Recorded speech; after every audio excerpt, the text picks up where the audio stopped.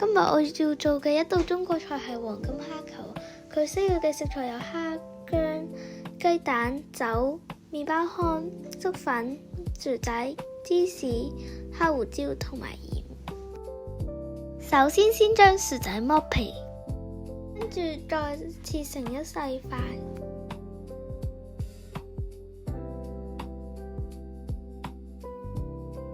倒入150毫升清水，跟住再將薯仔放入去，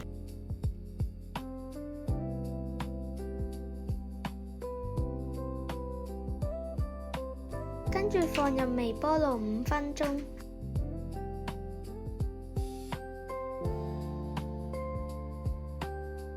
跟住我哋嚟整蝦，首先將薑同埋料酒倒入蝦裏面。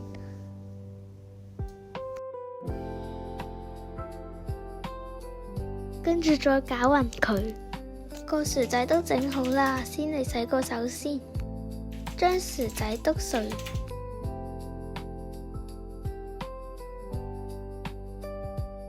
加入牛奶，跟住再倒入粟粉，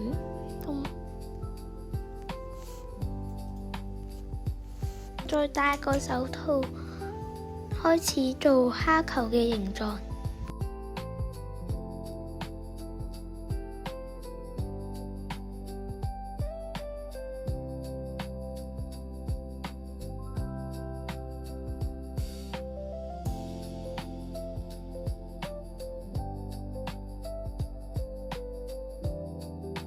放入黑胡椒同埋鹽，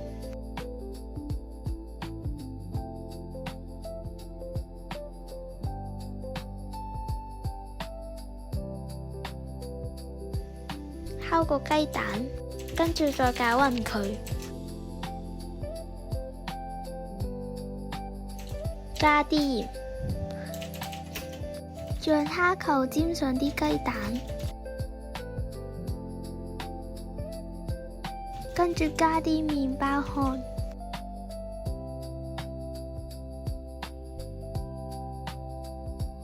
跟住到最後一步啦，先倒啲油落去，跟住如果啲油有70%熱嘅話，放啲蝦球落去，煎至兩面金黃。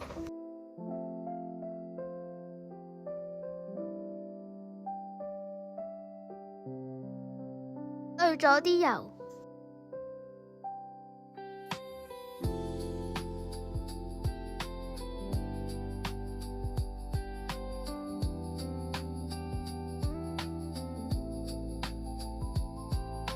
跟住就 OK 啦。